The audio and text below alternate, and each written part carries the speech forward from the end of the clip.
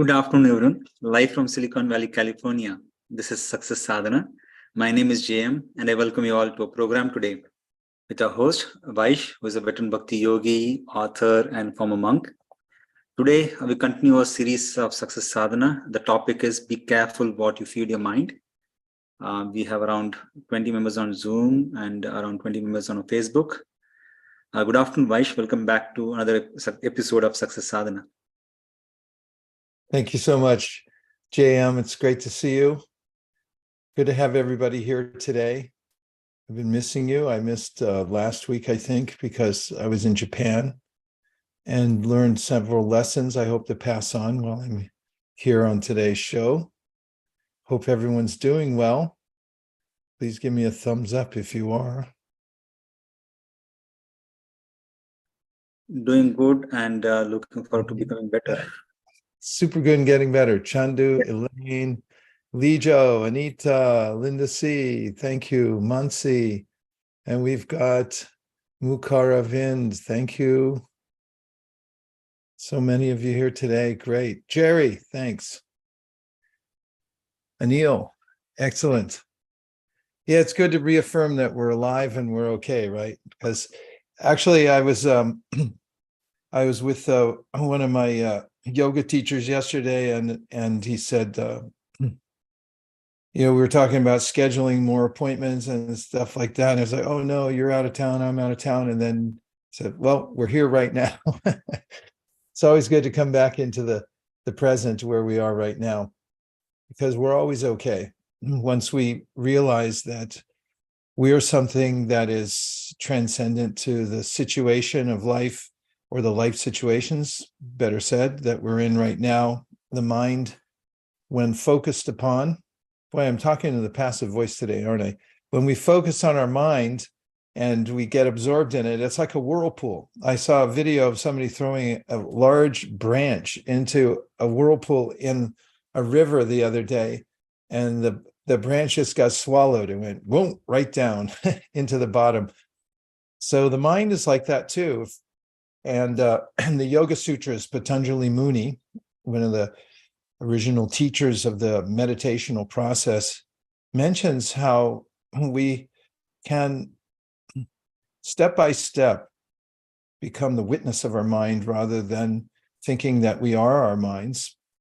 What's more, when we're able to transfer what we're thinking and the subject matter for the mind, essentially what we're feeding it, then the mind takes on a different shape and mood, and we have a different relationship with this. So today's topic is about being wary about what we put in our minds. And I realized when we were traveling, my wife and I left San Francisco because it's much cheaper, it turns out, to fly from Los Angeles to Tokyo than it is from San Francisco to Tokyo. Great, because we live 7 minutes from the San Francisco airport. That makes it really convenient. So we flew down to Los Angeles and planned to catch an early flight the next morning. But then the next day, after we were in Los Angeles overnight, the flight we waited for, and it kept getting pushed out, and then it was canceled. So what was the solution? Fly back to San Francisco so you can fly to Tokyo. And while we were moving around different environments, which is inevitable when one's traveling, right? I noticed that there was always some kind of sound vibration. Los Angeles Airport plays pop music, generally from the 70s and 80s. I don't know who picks the soundtracks for these places, but somebody does. And San Francisco's got a different soundtrack. Every place we went, even if when you get in a shuttle going from one place to another, they tend to have some kind of sound vibration going on. And it affects the environment. And then, of course, there are so many subject matters that you can consume at any time. Walking through various airports, we went through San Francisco, obviously, LAX, and then we were in Haneda in Japan. It's one of the older airports. It was before Narita was built, and near Tokyo. And everyone's got bookshops, and they're well attended. Everyone's sifting through the gift shops, the bookshops, looking for some subject matters. And this is something that comes up in the very beginning of the teachings in what's called the Srimad Bhagavatam. It's a book on yoga, meditation, especially bhakti yoga. And the teacher says there are millions of subject matters that you can entertain your mind with, but which ones are the best? That's one of the main topics of the book itself, is just where you're going to invest your attention and what you're going to consume. I mean, because that's our freedom, actually, as living beings. We have a modicum of freedom, and with that, we can decide what to take in. Does it make a difference? Well, I'm prepared to make a case today that it does. Makes all the difference, in fact. And the good news is that we have a choice. We can make a choice moment to moment what we take in, and it will change our trajectory. In fact, one word, one sentence that comes from a potent sound source. I use that term. I kind of trying to coin that term. Somebody told me not to do that all the time, but I kind of like it. Potent sound source, PSS. Find a potent sound source and deliberately take it in. Just like when you're deciding on your diet, you can plan it out, or you can haphazardly eat any old thing. People say when you go into a supermarket, go around the edges, because around the edges, that's where you have your fresh fruits and vegetables and things like that. In the middle, you have food-like substances. They're not actual food, people. They're reprocessed, and then packaged. What kind of vibration are we taking in when we eat that stuff? So similarly, everything that we plan throughout our days has some kind of an effect on us, a consequence. Consequence means there's a sequence that unfolds after we take it in. So that's our power. Our power is to decide what's the best, what's the most important thing that we can take in and feed our mind. Because once we feed the mind, then it takes on a certain shape, takes on a certain mood, takes on a certain attitude. If you associate with people with a poor attitude, can anybody define in the chat box what the epitome of a poor attitude might be? Just if you think of it off the top of your head, be creative. What's somebody with a poor attitude? What would they say in one sentence? Procrastinate. Yeah, procrastination, put it off. Negative. Negative. Monthly negative. Give more example. Be more specific. Like my teacher of communications in junior high school, Mr. Schumacher. I remember the kids, he'd ask us to write an essay, and somebody would say, I don't know what to write about. I'd say, write about that. He was a great teacher. He turned the clock upside down so we didn't know what time it was. Words like can't, yes, it's not going to work out. Yep, can't be done, impossible. Impossible is a word used in a fool's dictionary, my teacher said. Intentionally wasting time doing nonsensical things. We go on and on. We know what a bad attitude is.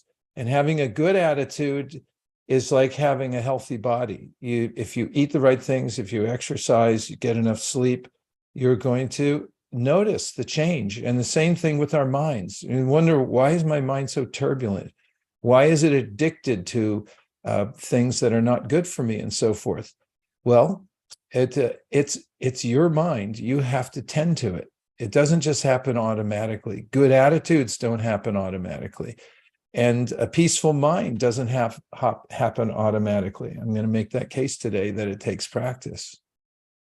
So the first thing I recommend is we look at the first slide and let JM tell us about this app we created. It's a free app. We're not selling anything here. You can get this app, and it's called Success Sadhana, and it has several categories: body, mind, and spirit, that you can track your practices that you do every day. I recommend this. I do it myself. It makes all the difference. go ahead, JM. Want to tell us what we've won?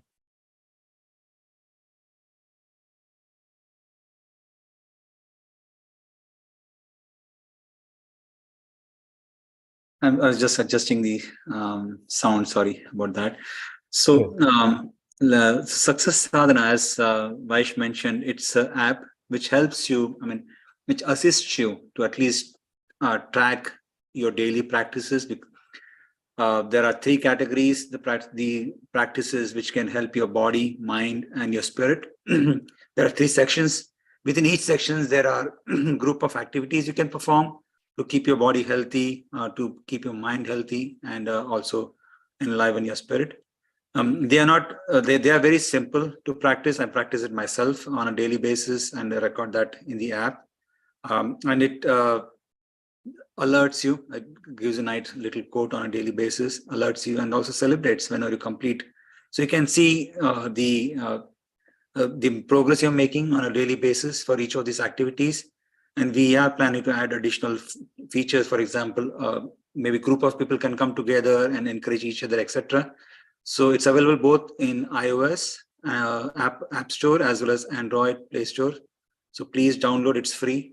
You can just download it, log in using your phone, and then use it on a daily basis. And please do share. It does have a nice gratitude journal.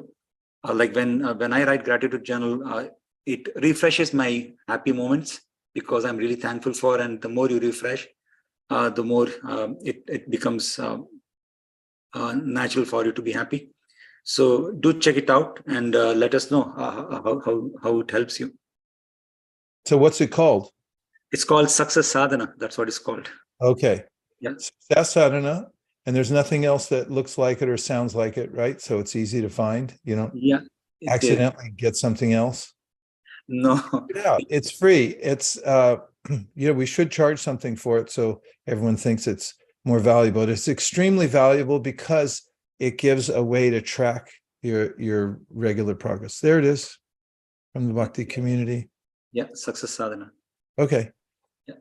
Yeah, and I like that it's simple because when we offer ourselves a discipline that starts off in a very simple way, then we overcome the tendency that the mind often has to say, like, oh, I'll do that another time because it's too much for me. But if you start with things that are seemingly so simple that when you put the bar to cross, it's down all the way on the ground, and someone says, well, that's too simple, that's a good place to start. Because then there's no sense that I can't do this. Start with what you can do very simply and be consistent. And then over time, you'll start to notice it makes a difference. And then that's one of the places you get a taste, is because you realize, like, this is deliberate practice over luck. Luck is created. We create our own luck by taking very seriously a discipline that's passed down to us as a source of improvement, as a way to improve ourselves. Okay, I'm ready now. I got that out of my system. Thanks a lot, JM, for that introduction. Seems like a good thing to do. Just go and download it and check it out. See if you can't get into some of the practices there for body, mind, and spirit on a regular basis and track them, and then celebrate when you finish it every day, whether it's a few steps of walking or if it's going to bed at a decent hour. People around you will notice. They'll say, wow, what happened to you? You're doing things in a more regulated way and you look happier. It's like, I'm tracking my progress. Okay. So first of all, I'd like to start with just a brief session of meditation. So meditation is so beneficial. It comes from the root word med, and we know medicine, and the word med actually means to take appropriate measures. That's the etymological root of the word med. Hey, Anita already downloaded it. The name is, here, he'll put it up there in the chat box, Jyoti. It's Success Sadhana. Sadhana, by the way, is a Sanskrit word. It means practice. A deliberate practice that's taking you to a clear goal. That's what sadhana means. Okay, so if you would follow me for a moment and just sit up a little straighter than you were a moment ago and close your eyes. And I'm going to put on a drone from a tempura in the key of C.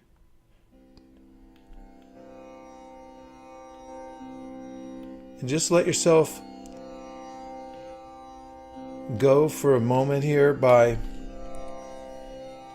releasing any of the obligations or inhibitions you might normally feel. Give yourself a break. You can do that. And focus on your breath. There's a subtle energy that runs through us called prana. It's actually subtler than the oxygen that we bring in. And when we get our prana aligned and our energy centers in our bodies balanced, we start to feel invigorated, creative, wise even. So as you're breathing, notice that your mind may wander and bring it back to your breath. Just appreciate that you're being nourished by free oxygen around you.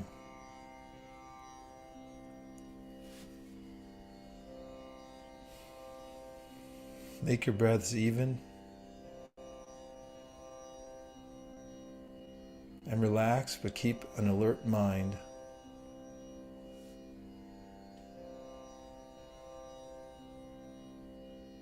And now notice that you are the one watching your breath. The lungs are like a bellows, mechanical. The air that's coming into your body is separate from you. Your nostrils are separate from you, the observer.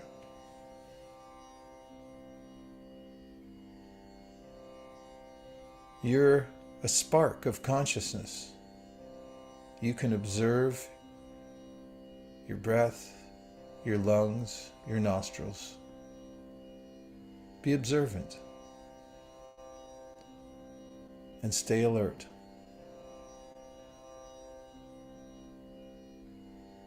Now let's test your power. As a spark of awareness and consciousness, you are unique. You're not a dead stone. You have the power of observation, but more than that, you have the power to choose what you observe. Right now, you're investing your awareness in your breath. Let's see where else we can move it. Just follow my dictate.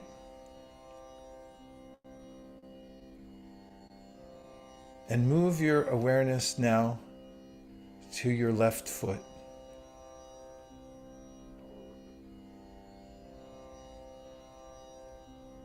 Whereas you weren't experiencing the sensations in your left foot a moment ago, you are now. Because you've transferred your awareness to your foot. Not just any foot, your foot, the left foot. Again, you're not your foot. You're the observer of your foot.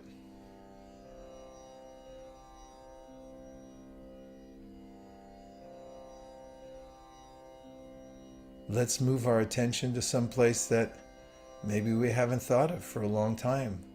To your right shoulder. Instantaneously, you move from your foot to your shoulder. Now you're aware of the sensation in your shoulder.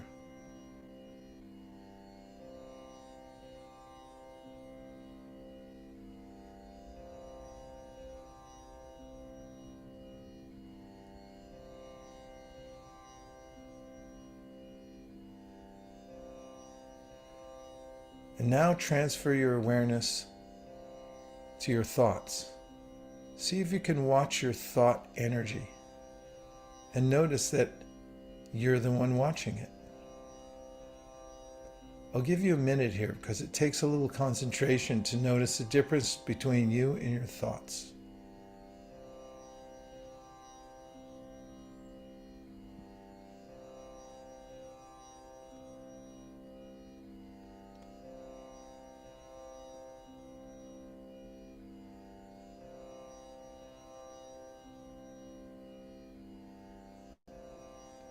Be the observer, be detached, aloof, the watcher.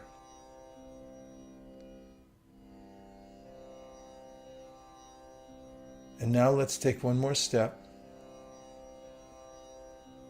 and see if you can identify your intelligence different from your thoughts.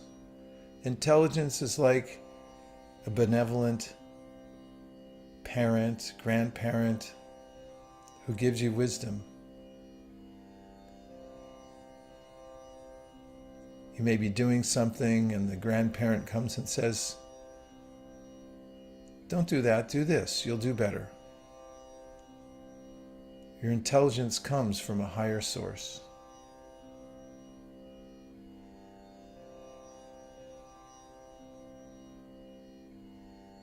What good instruction has your intelligence given you? You may think, "Oh, that's me," but actually it's coming to us. And we can observe when we're working on a problem, struggling with it, suddenly it comes to us. We may be eating lunch, we may be walking somewhere, and then the solution comes to us as a gift, our intelligence, provided to us from a higher source.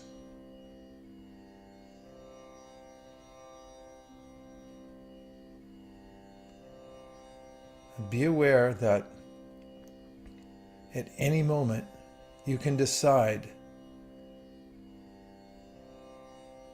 to notice yourself as the observer and also redirect your awareness to give your attention to another realm. And where your attention goes, your energy flows.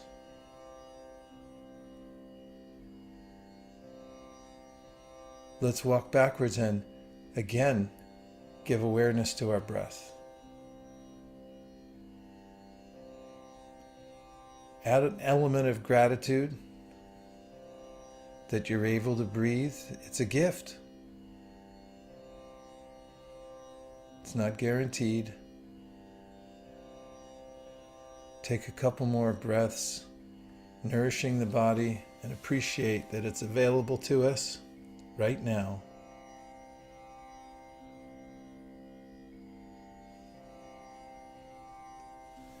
And rub your hands together. Bring some external sensation. Open your eyes. Come back into the Zoom room where miraculously we're all gathered here through some kind of contraption so we can be together and go through some of these exercises. I hope that was helpful to you. And now let's go to a few slides. And remember, you can do this at any time. This is something that you have a unique power to do. You can transfer your awareness wherever you wish, and it takes practice. That's why yogis sit for long periods of time. Bhakti yogis, they concentrate on a mantra and they practice what's called swadhyaya, self-observation. Most people don't think about who they are, what's going on inside. They just go. And day to day, it's go, go, go. And then they'll come and they'll say, "I'm tired. I don't know what to do. I feel an anxiety." Well, the reason is because you're not self-observant. You're not seeing what's really going on and what's part of your life and what's actually just your life situation. Who are you and what's your life situation? There's a difference. So this is a fundamental equation. There's a plus and minus. There are qualitatively better ways to feed the mind, just as there are qualitatively better ways to feed your body. That's a fact. It's proven through many studies that if you eat fresh, if you are careful about drinking enough water and so forth, your body's going to be healthy. So in the exact same way, your mind has to be fed. We're feeding our mind all the time. So it's best to decide ahead of time what's the healthiest diet for the mind.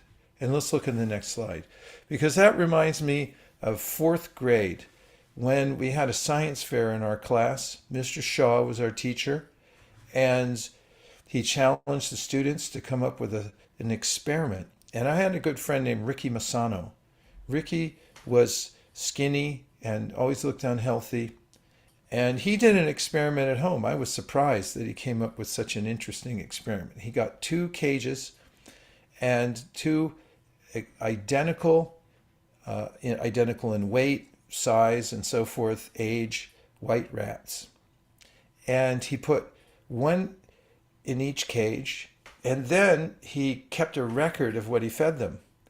One of the rats he gave very healthy food, alfalfa, and clean water, and nice vegetables and fruits and things like that.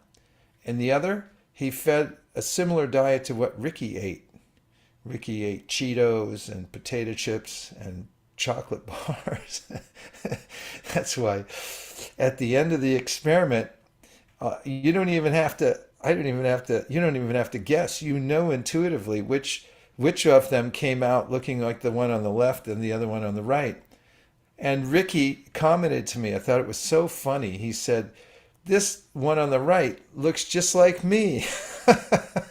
Ricky said his eyes were all glassy and he was skinny and unhealthy. It was amazing, actually, to see after a couple of months the difference it made. Just the only control was that one was getting a healthy diet and the other one was getting all kinds of junk. And the result was amazing. It was demonstrable. Ricky changed his diet after that. He got so convinced that it made such a difference, he was really careful.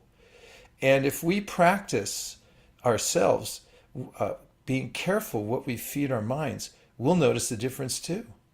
We won't experience these dips and addictions and so forth. We'll actually be able to take in healthy subject matters, sound vibrations that make us feel better, and that concentrate the mind on improvement and actually experiencing ourself within the moment at any given time and in any given situation. We can withdraw into this sense of I exist, what's going on around me will come and go.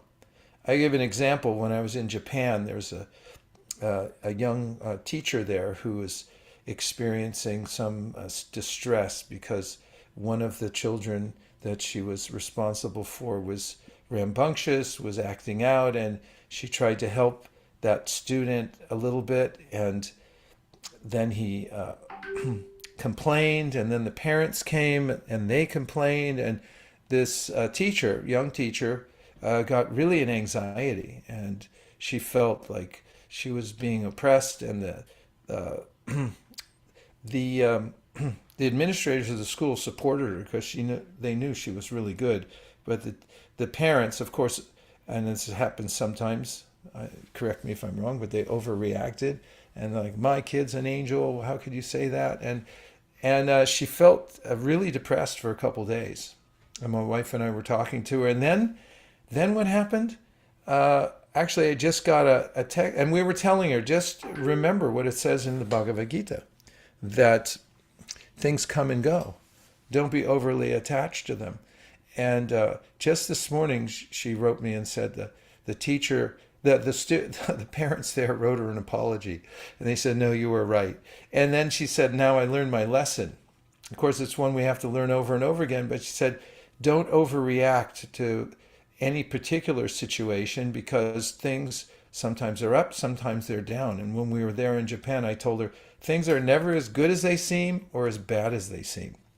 So the mind has to be fed. We also have to practice and notice that if we're giving ourselves wisdom, if we're able to be connected to a potent sound source and so forth, then we learn to regulate the mind and be the observer of the mind and so forth, and not overreact, be carried away by it.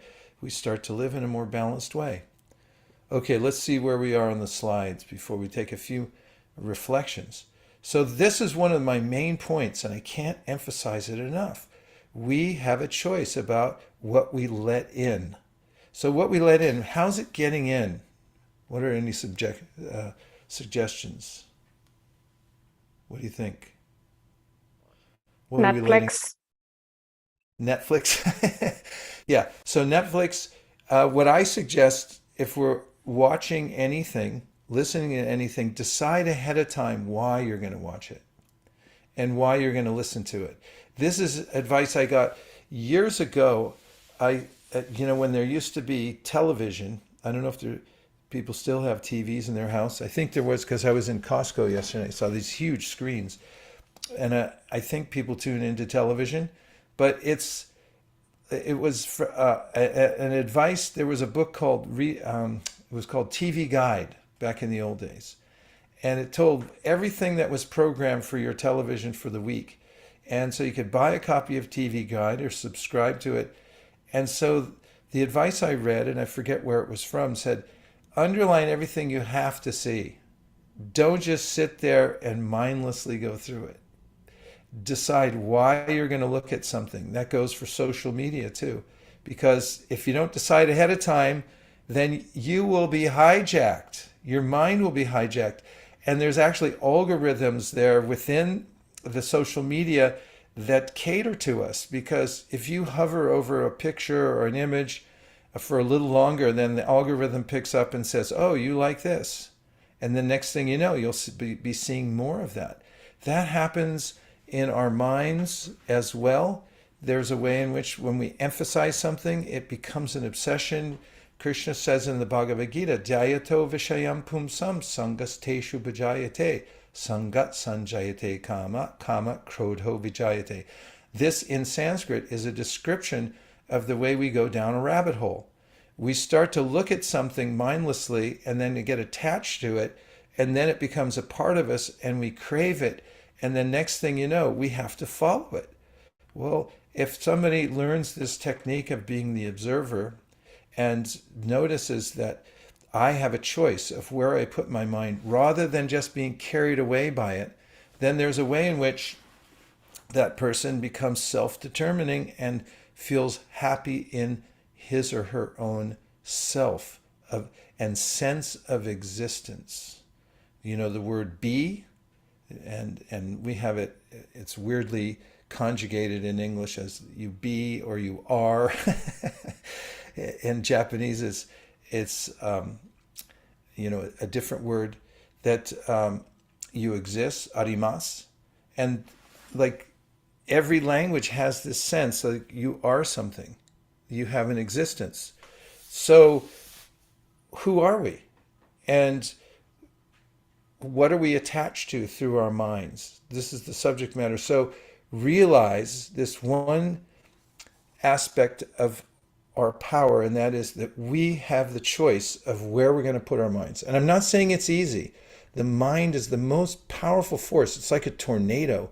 And this is something mentioned in the Bhagavad Gita when Krishna tells Arjuna to learn how to control the mind, or he says that you should control the mind. And then Arjuna said, wait a minute, it's like a hurricane or a tornado. It grabs everything, it pulls us along. We can be swept away by the mind. So one has to have some discipline and practice in one's life so that the mind becomes our friend. The mind becomes our friend. So the choices we make of where we place our attention are vital, but the main point I wanted to make is we do have a choice. That is our main choice in life. Everything else comes to us as a consequence of where we place our attention. Eventually, it all comes back to us. So that's our power to choose. Thanks, Jam, for getting me to the next slide. So the Yoga Sutras mention something that sounds very soothing, and even this picture I find soothing. Make your mind a clear medium. There's a way in which the mind is like a neutral entity. It's like a screen, or it's like a clear crystal. And when you put the crystal next to, for instance, if you put it next to this forest, you start seeing a forest in it. If you put it next to a red rose, what would you see? That crystal would turn red. So our mind is neutral, and what we put near it and what we consume then fills the mind. And if we pour in all kinds of random images that we don't first consider and observe, is this good for me or not, then of course there's going to be a jumble in there. And it can become very dark, actually. That clear medium becomes dark when you pile in too much junk. And then you feel dark. And when you identify with the dark mind, then you feel, oh, life's so oppressive and so forth. But actually, it's not. We're always okay. It's just a matter of our relationship with our mind and what we fed our mind. Okay, I'll do one more slide and then I'll take reflections, because I can see there's a few that want to make some points. And that this is a scientific fact, or at least it's been tested, and it's a theory. The neurobiology of addiction.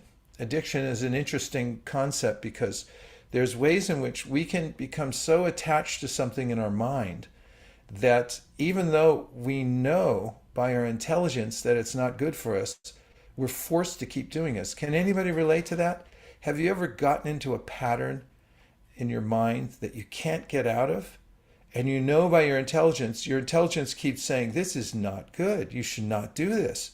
But your mind goes like, well, whatever you say, fine, but I'm not listening because I'm used to this and I just can't get out of it. That's called addiction. People can hear things that say, this is really bad for you. They can even see their lives falling apart because they're addicted to certain things. Or on the other side of the spectrum, we're just wasting time. And we think like, this is horrible. But then the mind keeps going back. So there is a kind of chemistry in our brain that has to do with the ways in which we feel pleasure that we get hijacked by. So it takes a little work to reorient the brain and change the chemistry of the brain, which can be done. It can be done. Now, let's take a few reflections here, JM, because I'm on a runaway train, but we do still have some good time left. So let's hear some thoughts from what you've heard already, and any questions that you might have generated. Yeah, Anita, when you asked for what do get addicted to, Anita shared desserts, and Bridget had a nice response. Bridget, do you want to say that? What you said? I think you're on mute. Stress backwards spells. That's amazing. Yeah, that was nice. Thanks, Gidget, for sharing that. Gidget also says, I wonder how many folks remember a TV guide. I've been taught to guard the gates of my heart, ears, eyes, and mouth. Let's hear that one again. Where is that? I wonder how many folks remember. Oh, that's Gidget. Hi, Gidget.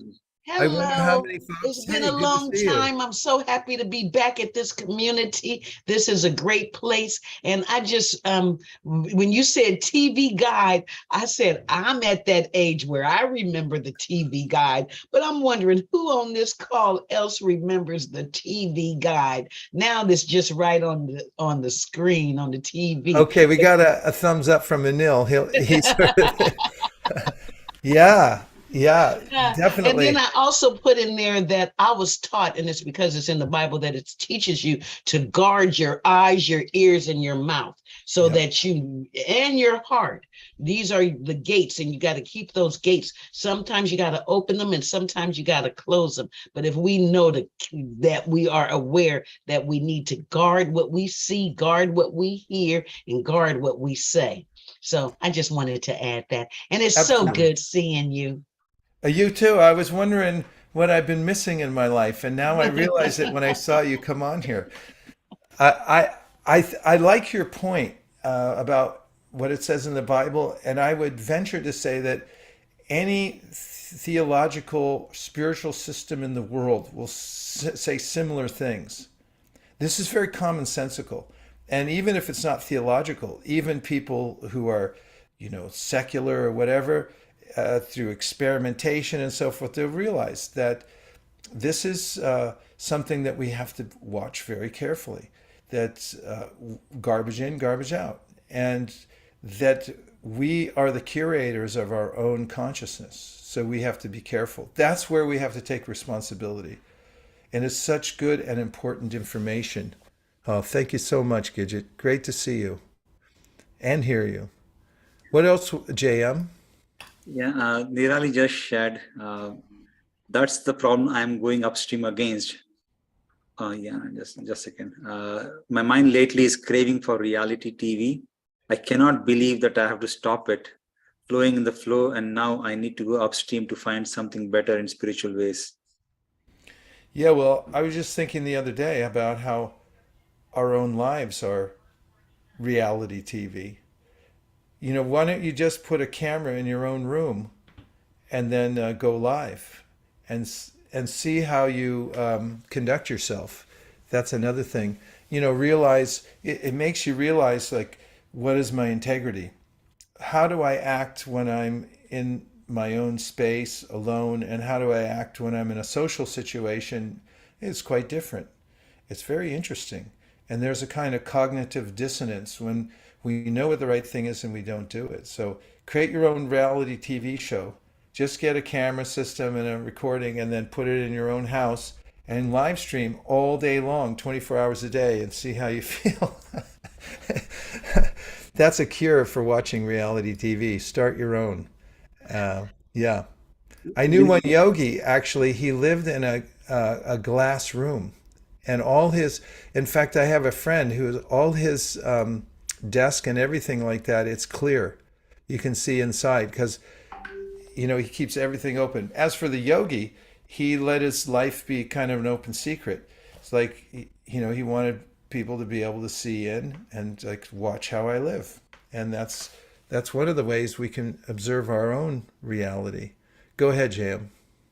Linda has a nice question. How do you stop your own self-talk? Sometimes I alone am the medium that I need to keep out of my mind. Well, one of the ways is through mantra. So mantra, man means mind and tra means to deliver. We say things all the time. It's our self-talk, either subtly quietly in our own mind, we say it, or verbally we might say things to ourselves and to others about ourselves. So mantra means to deliberately decide which algorithms we want to be running in our mind. What are we telling ourselves? What are we feeding our mind?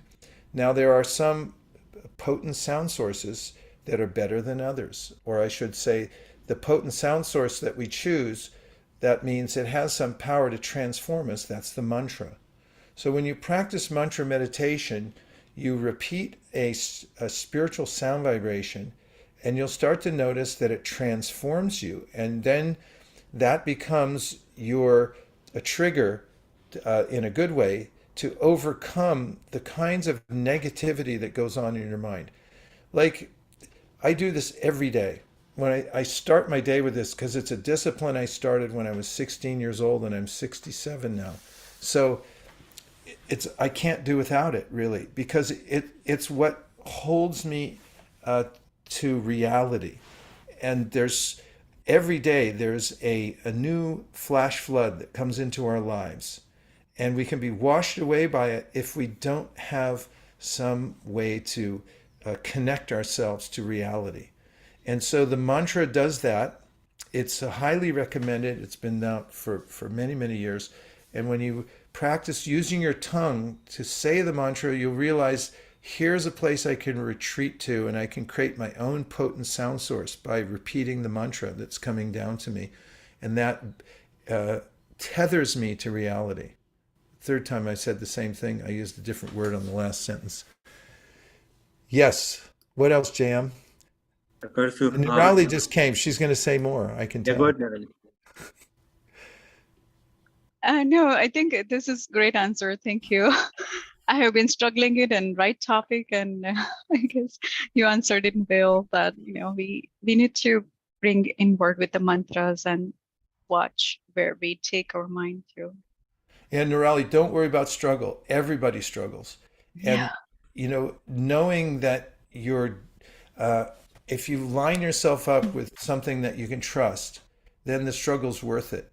Otherwise, we give in to the whirlpool and we just get sucked down.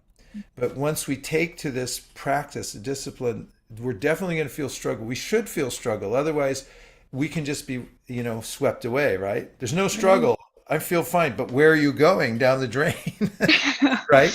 That's Yes. kind of like scrolling. It's like, where are you? Nowhere. I'm nowhere. And I'm not disciplining the mind. In fact, TikTok conditions your mind to think like, I can concentrate for 30 seconds. That's it.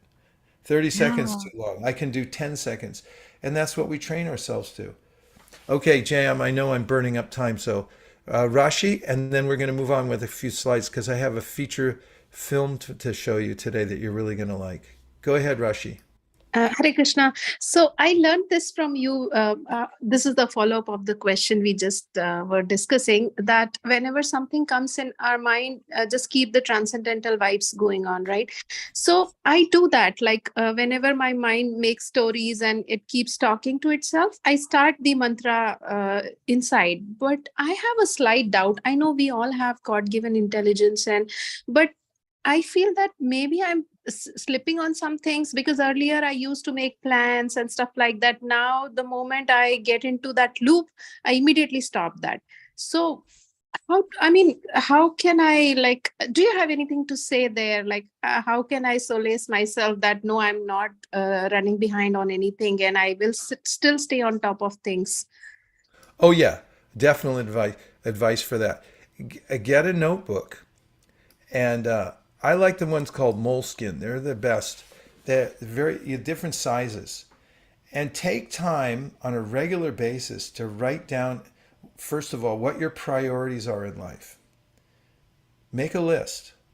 You'll change the list. Use other pages to redo it. It's nice to do it by hand. There's kind of a hand-brain connection.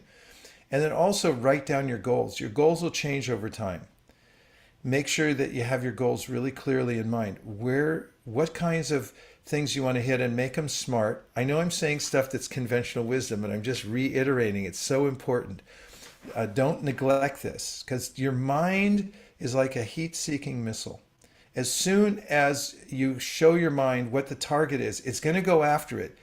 It's so miraculous when this process I'm telling you about, that even if you do it once and you lose your list, your mind will still go for it. But you can make it even clearer by revisiting the list. And then also keep a to-do list. I mean, I'm not telling you anything you don't know. I'm just reiterating that it works. So yes, keep your clear priorities in life, because you have two parts to your life.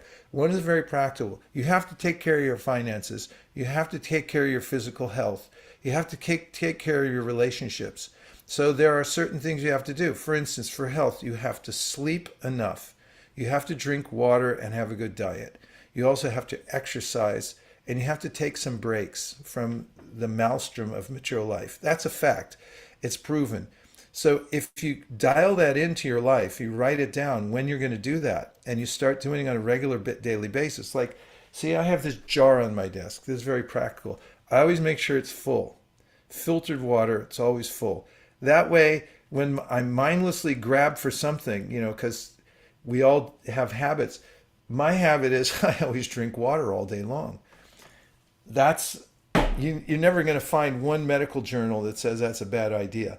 But I plan that, and I make the choice every day. As soon as it's empty, I fill it again. That's a discipline. So in every aspect of your life, you have to have that. And then, of course, your spiritual side, you have to do the two things side by side. There's no choice. You can't give up your material obligations and just do all your spiritual ones, because you already have the obligation to take care of this body and your relationships and so on. So do them side by side. And it's very simple how to do it. You just have to decide what you want and write it down, and then make a system to daily move towards those things, spiritual and material. And you'll be very happy, guaranteed. Or your money back from this show today. Thank you.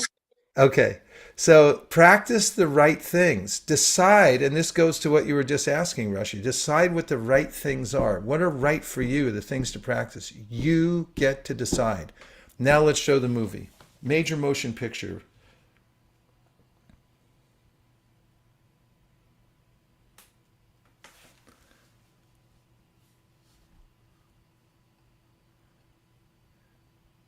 Get some popcorn. Put your feet up.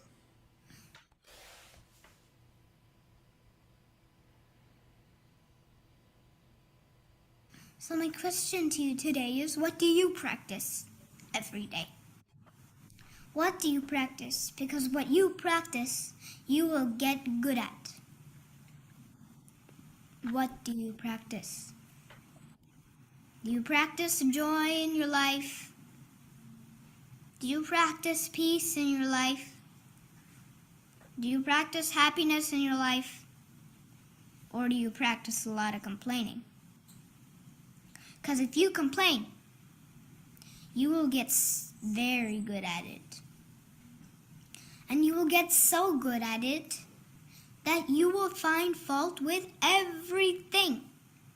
Even when there's no fault that a layman cannot see, you, being an expert, will see it. What do you practice? Do you practice anger? Because if you practice anger, you will get very good at it. And you will get so good at it that the most trivial you'll think. Trivial thing will make you angry. Like sitting in an airplane and watching the sea across from you somehow looks better than the one you've been given. And that is so unfair of the airlines. What do you practice? Do you practice being worried? Because if you practice being worried, you will get very good at it. And you will get so good at it that everything will worry you, including the buffalo you don't have. So I propose, if this is true that it's a question of practice, then I propose you practice joy.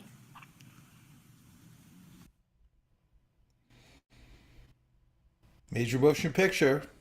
Some words to think about. Jam, let's go to the last slides because we're on a tight schedule. Now that I used up our hour. And somebody asked, Nirali asked for the link for that. Make a numerical vow for your practice. This sounds very mundane, but it's so true. Decide what you want, write it down, and decide how many units you're going to practice of it every single day. You have to do that because the mind will take advantage of you if you don't. And finally, we jumped to this conclusion earlier in the program. Tune into a potent sound source. Sound has such an effect on us. It goes right to the heart. And if you find the best kind of sound, which I'm suggesting according to the theory of Bhakti Yoga, is the transcendental mantra. And I'm actually developing a logo right now in Japan. Some artists are putting it together. It's KTTVG. Somebody can write it in the chat. And it means keep the transcendental vibration going. When you feel anxiety, when you feel like you're off track, realize that you're not connected to the potent sound source. And you need to KTTVG, keep transcendental vibration going. Because every other kind of sound is going to come rushing into your ears. It's going to go right to your heart. Your heart is like a bay, and it collects everything that comes into your ears. And if you collect all kinds of random noises and there's information and sound vibration that's weaponized to take advantage of you. There's misinformation, and most people are trying to sell you something. Why listen to things that are so motivated? Listen to a potent sound source where somebody actually cares about you, who knows who you are. You're not your body. You're the spirit within the body. And if somebody knows that and is teaching from that level out of compassion, that's very different from somebody coming on and trying to sell you something because they want your attention because they can gain from it monetarily. That's a very different vibration. And sound is very subtle. Sound carries consciousness. So hook into the potent sound source and KTTVG. Keep the transcendental vibration going. It's the most consistent advice that comes from the wisdom literatures. If you want to rise above the maelstrom, second time I used that word today, which is like it's a storm of the mind, then you have to have a potent sound source and bring it up. So JM, let's end with a little mantra meditation. We have like 2 minutes. And I'm going to put the a drone on again, and then I'm going to repeat a mantra. Why don't you put the Maha Mantra on the screen, and I'm going to say the mantra with breath, dividing it in 2 parts, and I'll say it 3 times, and we can all do it together. Battery 100%. Connected to iPhone 236.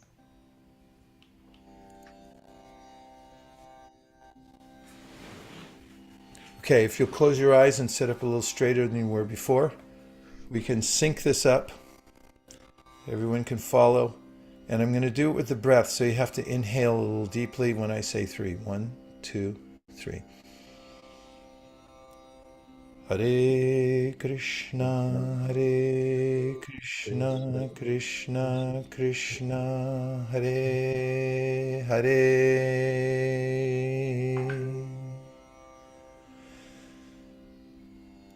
Hare Rama, Hare Rama, Rama Rama, Hare Hare. Inhale. Hare Krishna, Krishna Krishna, Hare Hare. Inhale. Hare Rama, Rama Rama, Hare Hare. Inhale. Hare Krishna, Krishna Krishna, Hare Hare. Inhale. Hare Rama, Rama Rama, Hare Hare.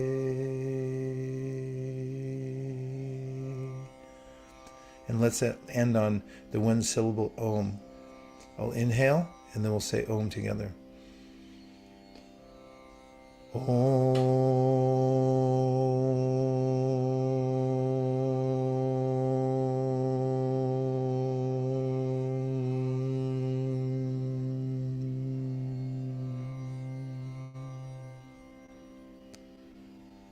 Thank you very much, everyone. Please keep the transcendental vibration going and have a fantastic day. And I'll look forward to seeing you the next time. Haribol. What you feed your mind is what it'll give back to you. And in the Himalayas, there are yogis. There are yogis who meditate in caves, and when they come out from time to time, they see one another on the high peaks of the Himalayas. And as colleagues, they become very enlivened and they want to encourage one another. So they have this tradition. They raise their arms high in the air, and there's a phrase they say. They call it out. They say, Hari Bol. Haribol. Let's try it. Haribol.